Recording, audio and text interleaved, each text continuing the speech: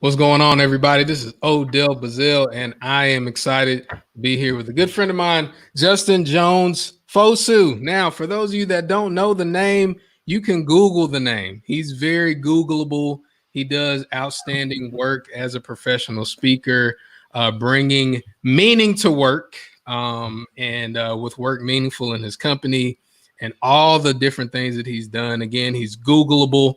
But today we are here to talk about something that I think really, if you're a speaker and this is something that you want to do, this is a career that you want to continue to go into and to dive deeper into, then this interview is going to be worth its weight in gold. Justin, man, how you living? How you doing? How you feeling? How you living? What? How you living? What? In living color, you can do what you want to do. In living color. What's good, man?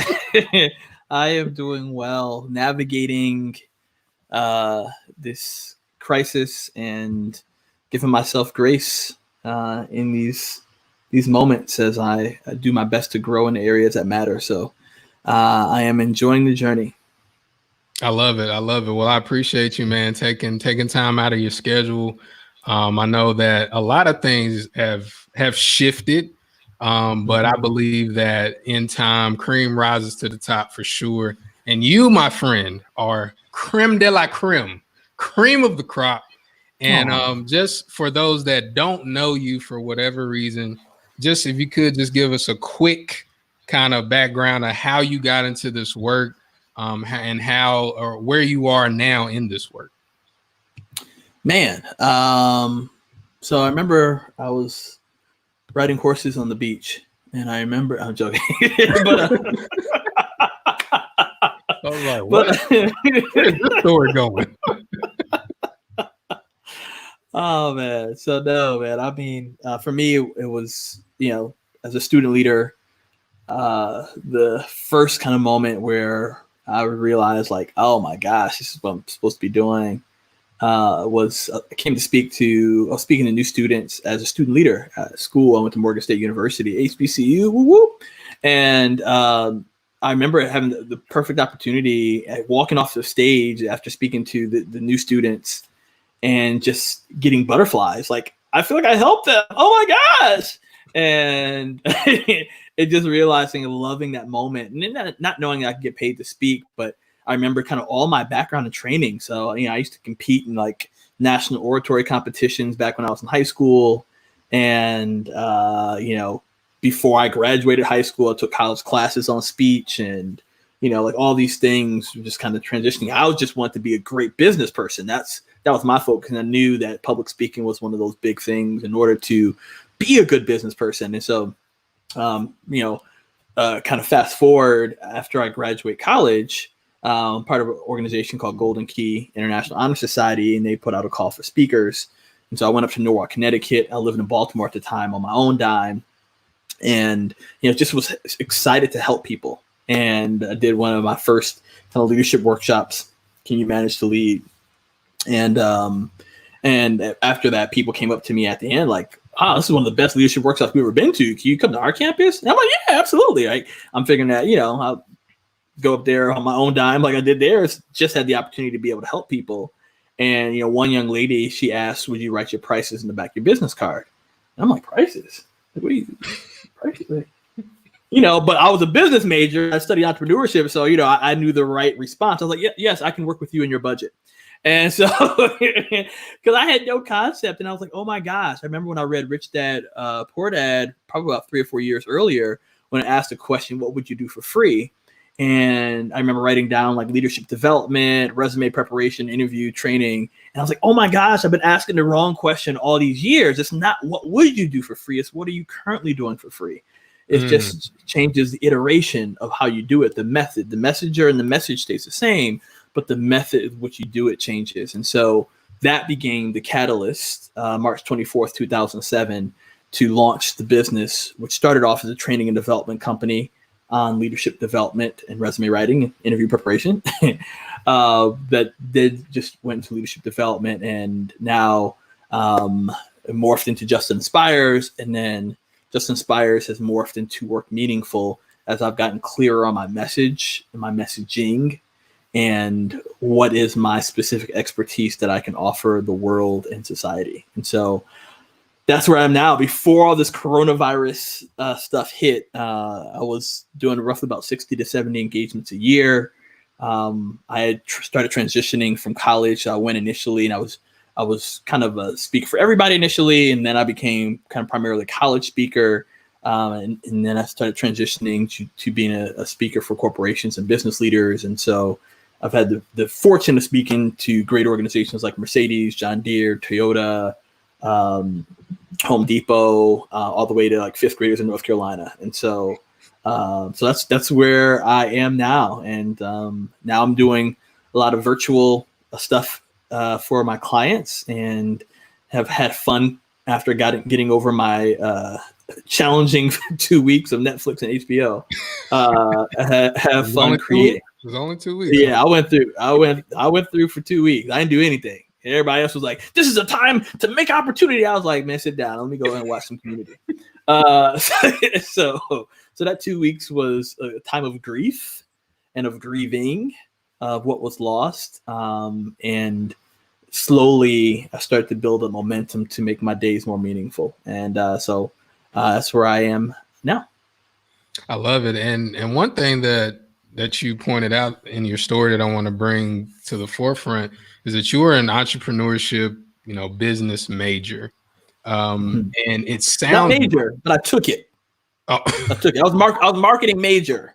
Major. Okay. But I focused, entrepreneurship was a big thing. And to speak to your point, I was actually going to do that as a PhD. I was going to do social entrepreneurship as a PhD. And I was preparing for that. So I used to teach too. So keep going. Because your point probably still works. Go ahead. Gotcha. Yeah. But the point, and I'm sure you appreciate this, is that a lot of speakers, when they get into this world, we have this, our heart is like this big, it's huge, and we want to serve and we want to, but the business side of it, we miss it. Like, it's like that's the part. And so for you, as soon as you got in, was it like, oh, this is a business, or was it still more like, oh, this is my passion, this is what I want to do to help? When did it click in? We're like, okay, this is the business side of it, and I have to master this side. I think for me, they came together hand in hand. There's been times where I've still shared that, there's a lot of opportunity for me to grow and develop, but there's been times where I felt like I've had a very high functioning hobby, where I was able to, be full time for the last 10 years doing it. And, but there's still aspects where I was like, I can do a better job from the business perspective. But I knew early on that it was a business. And so like that day, March 24th, like I bought the website, the domain name. I started to get the articles of incorporation the following week. I went through, I built my first site on Yahoo Site Builders. Don't age me. I built that jump. I wish I could still find it. I'm like, man, what did I build? I started working on a logo. I mean, like that was day one. Like all the business stuff that I learned in school as a person who studied and focused on business, I incorporated that. And I was also very fortunate that I'd had some great internships with like Coca-Cola and Pfizer. So I knew these around marketing, but I knew these business components and concepts. And then I was able to further enhance that by doing an MBA that focused on leadership and organizational learning. And I was very grateful that I was a part of our entrepreneurship incubator program. So I had a group of advisors to really help me think through it as a business. And that was one of the first questions, that they kind of dove into and asked. Well, it was probably perfect timing. There's like, are you going to treat this like a business or a hobby? And really, for Maryland, I don't know what any other state, but for Maryland, if you haven't made a profit from what you're doing after 3 years, it's no longer a business. They actually consider it a hobby. And these are some of the things that kind of came to the forefront. So in my brain, all of this, the business flew with this passion. I still had this passion of loving people and helping people to develop and grow. At that time, it was around it was around action-based leadership was really my focal point.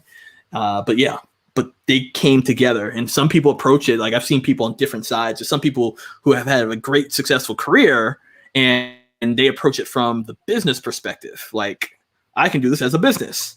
And they're really working through their messaging. And there's some people who really approach it from, I have a really great story, really great messaging, and they need to develop more of the aspects of the business. I was very fortunate that I had a mixture of both when I started.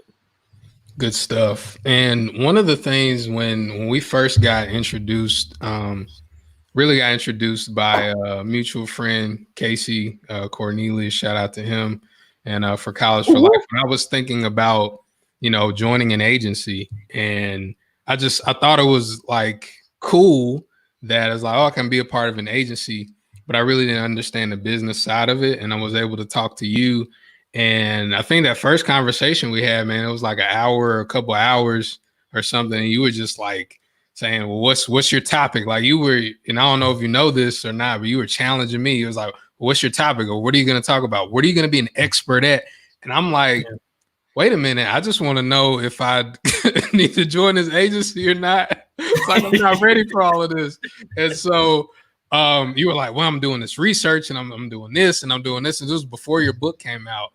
And I was like, it gave me a totally different viewpoint of being a speaker, because I thought, well, I get up and I talk, I make them laugh, I make them cry, I make them shout, I make them high five the neighbor. Like I'm like a preacher, pastor, rapper, like all of this stuff in one, and I can crush it. But you were like, nah, I mean, that's cool, but what are you an expert at? And so when you kind of hit me with that and the, being a PhD, and you broke down like undergrad and Matt, could you break that down for the folks? Like your undergrad, you're learning new stuff, or masters, or break that down for it. Yeah. So I have this whole philosophy about speaking and slowly developing this aspects of the book around this. But this whole PhD philosophy is things that I learned. I don't have a PhD, by the way, but I was on track. I did a PhD project and learned what it took, and started training with some PhDs to get ready. And so I got this whole process together of like, this is what it takes to do your PhD. That I was like, well, I don't apply this to speaking. And I think after I started doing that, I was like, man, this could actually help other speakers. And that whole process is like an undergrad, for those of us who have had the luxury to go to college and have chosen to go to college. You're taught to really kind of memorize knowledge. And that's just your thing. Like, can you memorize it for a test? Now, really good schools, they're challenging that notion, but you kind of taught to memorize it. All right. A master's level, you're taught to master that knowledge. And so you dive in a little bit deeper into that content area, that focus, and it's supposed to be in a higher level perspective. But as a PhD, you're taught to create new knowledge. And that's what we learned just when I went through the PhD project in Chicago. But that's one of the things they talked about is like, you're not going to be let out of your PhD program until you've created something new and contributed to the body of work that's been out there. And what I found is that most speakers have focused in on, whether new and or existing, have focused in on being an either undergraduate speaker or a master's speaker. So undergraduate speakers are like, they're just regurgitating somebody else. So they read John Maxwell and they're like, yo, let me tell you, your 21 irrefutable laws of leadership that you should know. And I've summed it up in a 7, right? And they're really regurgitating his stuff. There's been a master's level that have actually taken time to really dive into a topical area and really become really, really knowledgeable in that area, and have somewhat mastered that component of area. And it's good, but like, I can get that anywhere else. And then there's that PhD speaker that's contributed something so unique that you can only go to them to get and hear what they're saying. Now, again, knowledge and information is, I'm not saying you do a science project to do all this stuff, but there's some aspect of that you've created a new model that's based on research, not just you created a model because you heard somebody say you need a model, but you've created a new model based on research. a process that you found not only with yourself and others to work, and or some just this new body of work or new way to really look at this thing, is super helpful. So like for me, I was operating as a master's level speaker when I was focused on action-based leadership, right? There's not necessarily anything new about action-based leadership. It was like how a lot of people talk about leadership, but very few people act on it, right? And so that was really more master's level when I started. Not really when I started, but as I started really kicking into it. Or really where I feel like I'm operating more and more, and there's still more opportunity to grow as a PhD speaker, is where like this whole new framework for me about meaningful work. All right. And really like, this is my space on meaningful work and workplace engagement. And one of the things I found that there's a lot of people who are so busy trying to find meaning in their work that they lose on opportunities of bringing meaning to their work. And one's internal and one's external, right? So a lot of people like, I didn't find meaning in my work. This work sucks, right? Versus so many studies I can cite to you one after another where the same kind of job somebody else has, they brought meaning to their work and they engaged in what I created called the 3 rhythm model, or that they've mastered this aspect of being a meaningful worker based upon my work meaningful quadrants. And so like these are things that when you start operating in a PhD perspective, you're asking what new contribution, not what new story have you provided or given, but what new contribution have you presented to this body of work that someone can come and say, I've been helped because of speaker A, or the researcher in this area. So that's really where the PhD kind of focus level is. And I think it's brilliant. I think it's one of the most, as somebody who creates a lot, it's something I think it makes things, it might sound for those listening or watching, it might sound kind of complicated, but the way you broke it down, it's like simple. It's like you focus on this one part and then you find research, and you talked about different ways to find research, to find facts done by other people to back up that thing that you said, coming up with the model. You got the 3 rhythm model and the quadrants and all that stuff. Now, if I'm new, Justin, and I'm not even an undergrad yet, and I'm listening to this, I'm a GED speaker. Like I'm trying to. You better represent. I spoke for my GED. Those are some dope people, bro. Hey, you better get that GED, They just started though. They just started on the journey. Just start. Like, where do I start my research? Because we have a mutual friend, Daryl Bellamy Jr. Shout out to him, who's gathered all of these fears, and he's fearless and all that stuff. 40,000 or 50,000, however many thousands of fears. So he's got that group of data to pull from that he kind of curated and created himself. If I'm coming into this, Justin, I'm like, man, I want to talk about leadership because I'm passionate about it. What are some ways that you can point to, or some resources to say, okay, we'll go here, start finding articles, or go there? What would you say to that?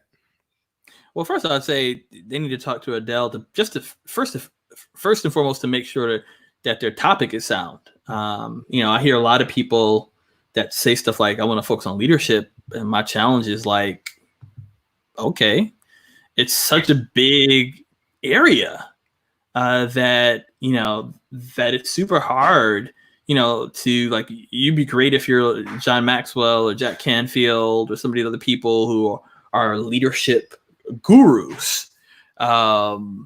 But starting off in that place that's who you're competing with. You have to ask yourself, you have to dive even deeper and ask what's your niche? What is your niche within leadership? And again, it doesn't have to be, you don't have to start off as the expert, you want to build into that. But like, for me, I realized early on that it had to be action-based leadership. It wasn't just anything. It was like, how do you put your leadership into action?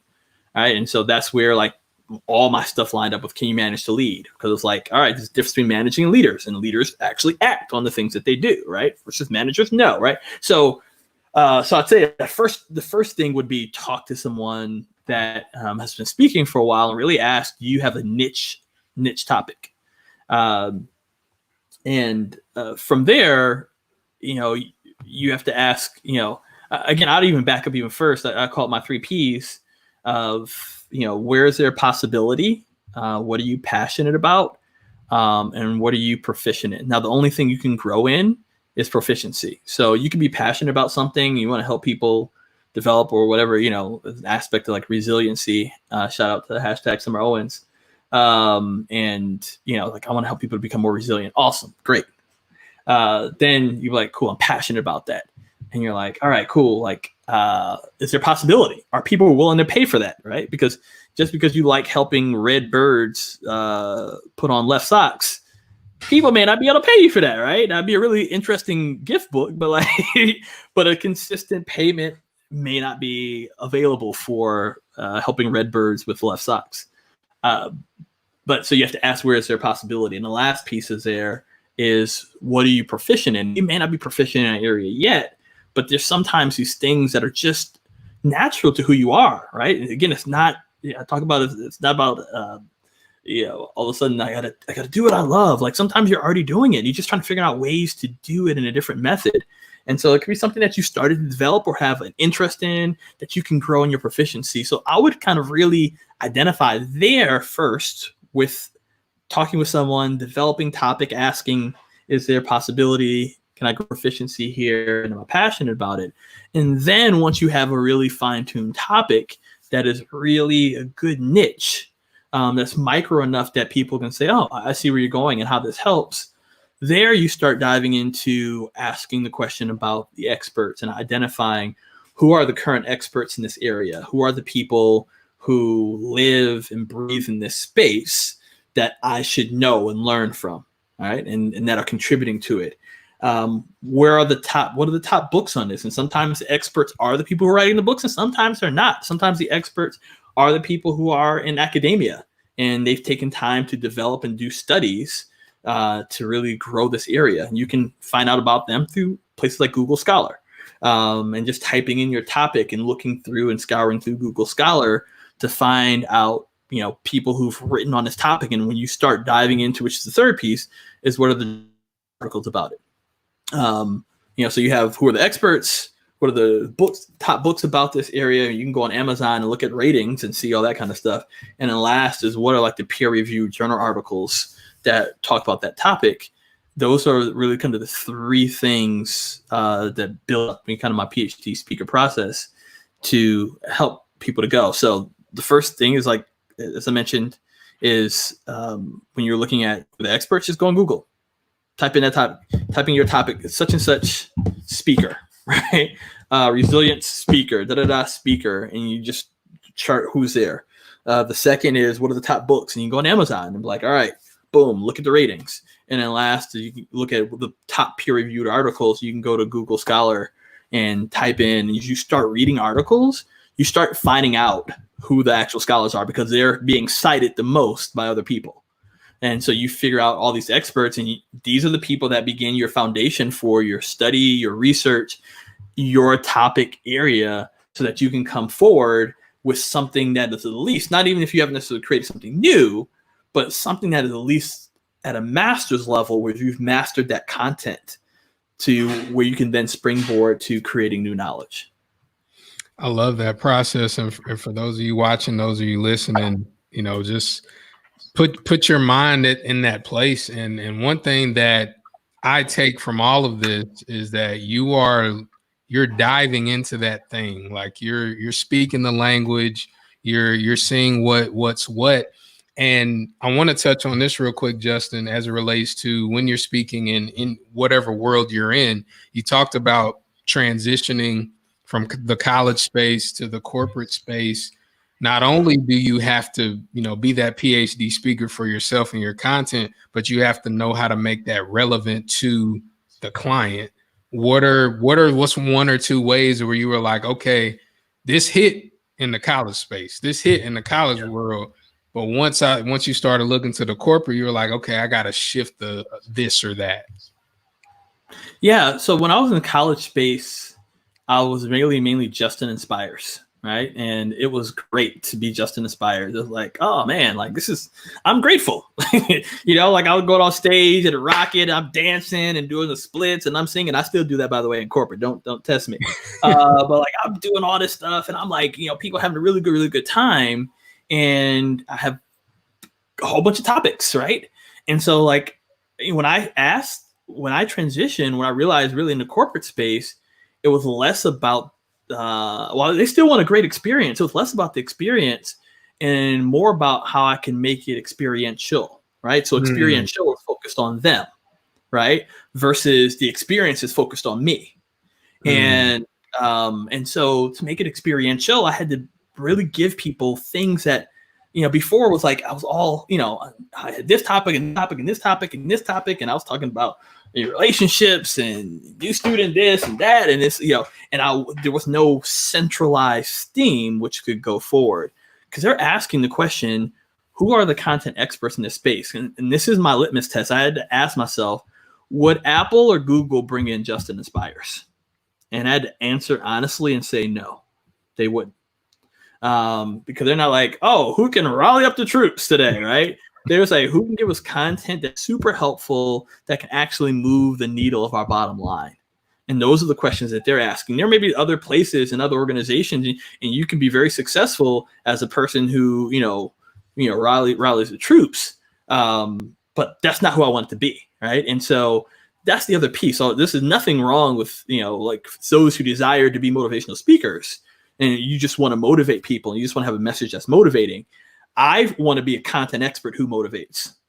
And and this is a challenge. And again, there's no right or wrong answer. When I did my incubator process for my entrepreneurship program for my MBA, one of the things they asked a question, and this was not who's better or who's worse. They just asked a simple question. They said, Justin, do you want to be a Les Brown or Stephen Covey? That was their question to me, right? Both of them are awesome and amazing and dope people. What's your model, right? And for me, I wanted to be, and I love both of them, but I really love Stephen Covey. I grew up reading 7 Habits of Highly Effective People and 7 Habits of Highly Effective Teens and all these kind of things. Like I was doing that stuff in high school, and they followed that up with, all right, do you want to be a motivational speaker or do you want to have, this is the question. They said, do you want to be a speaker who has a business or a business owner who speaks? And that also resonated with me. And there's no right or wrong answer to that. But for me, it came to the point of I wanted to be a business owner who speaks, which makes sense because of Stephen Covey. Because Stephen Covey doesn't necessarily need to be on stage for his message to go forward. And so that's now for me the transition. Even though I knew that early on, now I'm moving in a place where I'm pushing more towards transitioning to the business owner who speaks. And that's why I felt I had to change my name, because Justin Inspires was great for being a speaker who has a business, but it's not as good for a business owner who speaks. And so that for me that's when Justin Inspires transitioned to Work Meaningful, so that other people can go into organizations and apply my paradigm, my construct, curriculum on how to bring meaning to our work each and every day for greater engagement and greater workplace performance. And throughout this whole interview, and for those of you that are just hopping on, or you're just kind of, thinking about, this interview, or you're thinking about whether or not you want to listen to the whole thing, go back and listen to the whole thing. Because one thing that I do is whenever I'm interviewing people or studying people, I notice how they use words. So at the very beginning, Justin talked about, is your work meaningful, or are you bringing meaning to your work? I'm a bit of a lyricist. I'm a bit of a wordsmith. So I caught on to that stuff. So it's like when, and I bring that up because when you're trying to figure out what your niche is or what your thing is, so many times, Justin, I think we think so far this way. Yeah. That we don't, all we got to do is turn a little bit, just turn a little bit right there. And then we can figure out what that niche is. Like you said, action-based leadership led you to leadership versus management led you to. And so it's just a little bitty tweak that people can listen to. You start at that huge, maybe that leadership, diversity, whatever, resilience, whatever, but then you just figure out how can you carve out that little piece that's just you. And I've seen you with the drums, you know, you're from Ghana. So you bring in all of you in the presentation. And as we're closing up this interview, I want you to talk about that being authentic to yourself, but still hitting the mark for where your business and where your brand is. How did you come up with that, and how can you help others do the same? Well, I'd say the first, not the first, but one of the things that was pivotal for that is I had to, and it's going to sound simple, but it's one of the hardest things. I had to learn that me speaking was not about me. Like, that's where I had to, and it's going to seem weird because I'm going to bring back up you in it, but it wasn't about me. And I find so many people that they have a great story and they're like, I want to be a speaker, right? And I'm like, yo, unless you had to cut off both of your arms to survive, unless you were underwater for like 5 minutes and you died 3 times and came back to life, just because, you know, like I have this story. I grew up, I had stints of homelessness, single parent, dad wasn't active in my life, and, you know, blah, blah, blah, and I grew up and succeeded and achieved. Like, the stories that we think, people are like, all right, that's good. So what about me? Like, I'm grateful you had that story. Right. But what about me? Like, how does that relate to me? And that's the thing that people really struggle with, is that they think that they have the solution, the answer, just because they have an amazing story. And while that story could be awesome and motivational for others, just people like me, because I was that dude in the audience that was like, I'm grateful you had that story, but I don't live your life. Right. I don't have the same set of tools that you had. You don't have the same struggles that I had. I was a person who, like, I'm grateful for your story, but your story is not mine.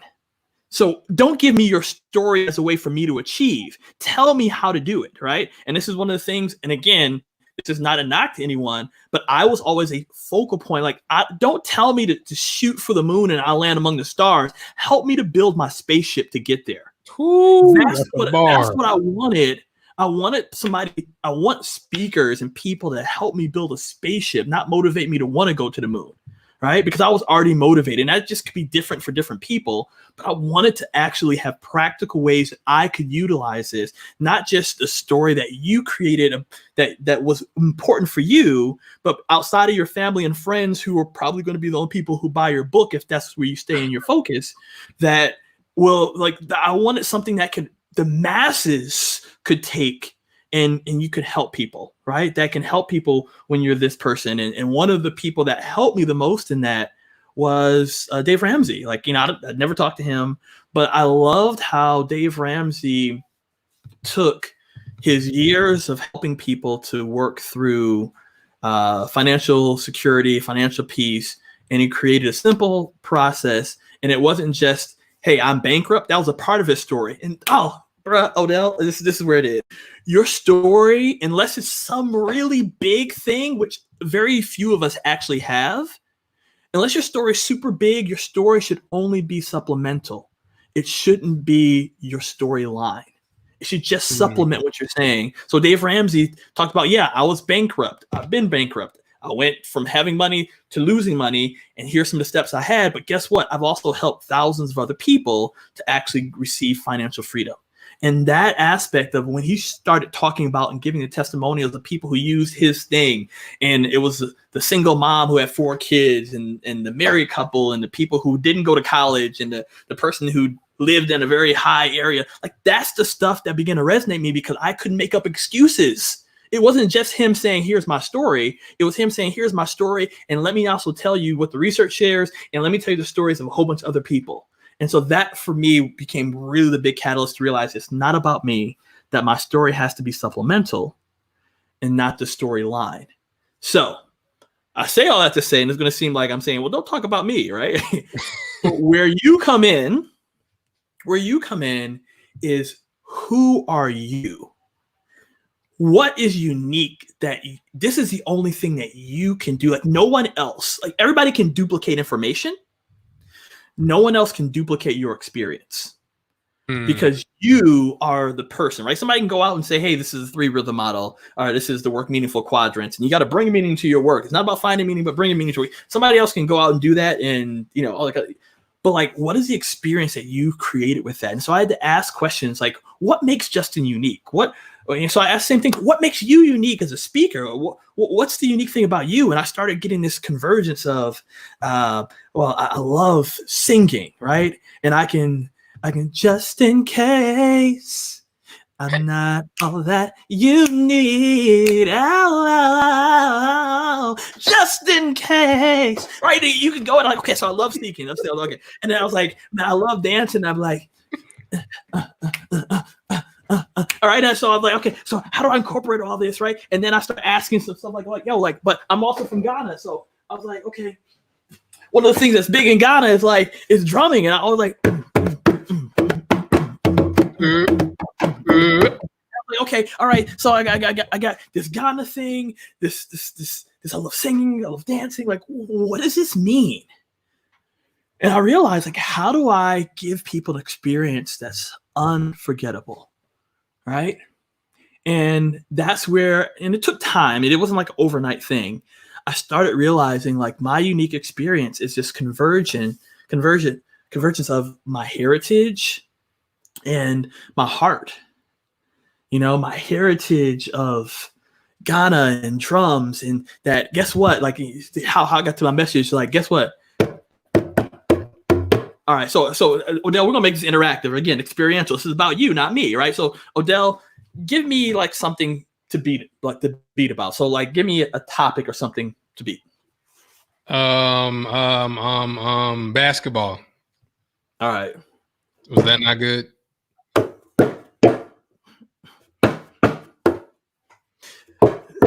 That's my N1 dribble. All right. Give me another topic. All right, give me another topic.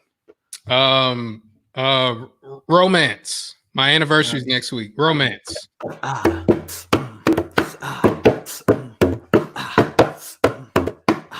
Then.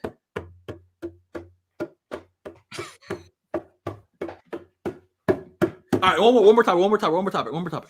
All right. Children. Children. All right. Go to your room. Go to your room. Right. Right. And so, right, like, what's interesting about this is that this drum has stayed the same, but the beat changed based on the meaning I put into it. And while other people are trying to find the meaning that happened afterwards, the people who bring engagement to their work are the people who bring their meaning, and they give the meaning to what they do. And it's not something that they're trying to find out there because that's listening to somebody else's beat. When if you don't like the song on the radio, what do? You change it. And then when you love that song, you turn it up. And that for me is like, how do I bring these things together? So I was able to bring my heritage with the African drum. And then I was like, okay, let me take it a step further. And so now I wear African themed blazers when I present. And, I have like, I got African socks on. I got my little Apple Watch, and the Apple Watch link is a little a Ghanaian thing. And so like all those are pieces of me that have made it unique about me, but it's really about how I present it and give it to them. So the topic is all about the people. It's all about them. How I present it and the experience which I give is what makes you unique. So while people can copy your information, they can't copy your experience. And that's the thing that people have to ask. After they've gotten over themselves, then they can transition to say, how do I give people an experience that they won't forget? That's about them. And give you examples. I gave you examples of me. I have some friends that they're great pianists. And so we figured out ways that they can actually play something that that makes sense for their thing, right? What I'm not saying to do, this is why I don't like icebreakers. I'm not saying just do something that's unique about you and then try to tie it in. No. It has to make sense. So for me, bringing meaning to your work made sense with the drum. There's other aspects of my Ghanaian heritage that just don't make sense. So what is that thing for you? Another friend of mine is a poet, right? And infuses spoken word as part of their presentation and as part of that and leaves people with this powerful spoken word. And that's the unique experience that people that will get that they can't copy the information They can't copy the experience, but they can copy the information. So all that being said, man, that's where after you've gotten over yourself, you got to come back and say, self, what's unique about me that I love providing and doing? And the last thing I'll say on this piece is it has to be authentic to you. Like, just because you saw somebody else do it, right? Don't go and copy Del Toro's, fish analogy. Like, don't go and do that. Like, yeah, I saw a fish in the water. Like, no. Like, it has to be authentic to you and who you are. And let me say this clearly. If you don't talk on stage or now virtually like you would talk in the living room with your closest friends and family members, you're not authentically speaking. Right? If you're a person that's reflective and you contemplate and you really kind of think before you say anything, but you get on stage like, hey, everybody, I'm here to tell you, you can bring meaning to your work and you can have impactful leadership and you can. That's not you. That's not authentically you, and people can tell. All right? This is your true litmus test. True litmus test. And if you're authentically speaking, if people say when you've gotten off stage that you're the same person off stage, that's a true litmus test. Right? If you have to become somebody who you aren't, people can tell when you're not authentically speaking. Y'all, dude, Odell, I've heard a dude sit on a stool for 90 minutes and I was captivated because it was authentically him. He wasn't trying to be anybody else, but he was a masterful storyteller. And that's what he did. That's who he is. Right? And so we have to perfect our craft in those areas, but like we have to authentically be able to share and to speak. So, yeah. I love that, man. I love that. And one thing before we let you go, one thing that you're doing is you are actually bringing your meaning, your value to your work, and that's helping everybody else. So I don't know if that's something that you did on purpose, where you was like, I'm going to bring meaning to you're walking your walk, you're practicing what you're preaching, and it's just leaving a great trail for other people, like myself to follow. So I appreciate you. Any last words you want to leave the folks with? Yeah, man. It's thank you, Del Toro. I appreciate you, bro. Man, it's one thing that I think that we can sometimes fail to do at times is we can fail to show that we struggle, that we're vulnerable, to give that vulnerability, to share, so there's been moments and times where I haven't walked my walk. A lot of times where I haven't, the things I would share with other people, I wasn't listening to myself. But the real sign for me, the true testament of a leader and really a person who grows, is at the time that they're not doing it, between the time that they are doing it, begins to shorten. Right? Because we fail at times. Like I tell people, like I was that person that, I struggled for 14 days. Like I didn't want to do any business. I didn't want to go on the National Speakers Association thing. I still don't want to go on there right now because there's still a whole bunch of, things that I should be doing, right, that I'm not doing. And I feel overwhelmed and feel like, man, I'm not measuring up. And am I an imposter? I'm telling people to bring meaning to their work. And like, I'm struggling for these 14 days to bring meaning to my work. But what was a catalyst for me? It was actually a friend of mine showing my promotional video to me that got me hype again to figure out how I could bring meaning to what I did. And so I started asking, how do I do virtual different? And so instead of tell my daughter, all right, go upstairs, we don't want to hear you, I started bringing her in for dance parties afterwards and before. Right. And so because we love to dance, and that's one of the things that we did. And Lydia, come here real quick, princess. And so we would do all this stuff and we would have a really, really good time doing it. And so so I started figuring out ways that I could incorporate her because she's super meaningful as part of my presentation. Say hi, Lydia. Hi. Right. And so like those are the things that I was doing, because I was like, man, but I want to bring and show that the things I love. And so like those are some of the things that I think that we have to learn how to do. First is to be authentic, that we have to be able to share our mistakes, the things that we're not doing. I think that's when people really connect with us the most, not just telling them all the things they should do, but telling other people how we've actually sucked and been horrible and have not followed our own advice. And sometimes even we haven't figured it all out ourselves, to be able to be open and honest about that. And last but not least is being vulnerable. And as you bring meaning to your work, as you find out the things that have great importance to you, that you can be vulnerable in those moments. And I remember when I first did my first keynote, when I did virtual, I shared with people how I just wanted to banish Lydia to her room. I just wanted to banish her. I was like, you're making too much noise. Like, you're knocking stuff over. You may be knocking over the camera and all this stuff. And then I got caught up, because I tell people to extravagantly appreciate people and to have great meaning for what they do. But then the thing that was meaningful for me, I was banishing to her room. And I had to say, well, that doesn't make sense, Justin. You're not living your message. And so she became the camera woman. And then we were like, she heard the music and she went to dance and be before the camera. So I was like, let me bring her up on, you know what I'm saying? Like, let me do that. And so those are some of the things that I've been able to do to bring meaning to what I do each and every day. So I encourage you to be authentic to who you are. I encourage you to be vulnerable, to share where you fail, you make mistakes. And I encourage you to really bring meaning to your work each and every single day. I love that. Everybody, I appreciate you all chiming in. And this is Justin Jones-Fosu and Lydia. And you can check out Justin and the things that he's doing, workmeaningful.com. An amazing brother to connect to, amazing human being. And you know how we do. We will see y'all at the top, not from the top. God bless. Take care. Bye. Bye, Carrie, Erin.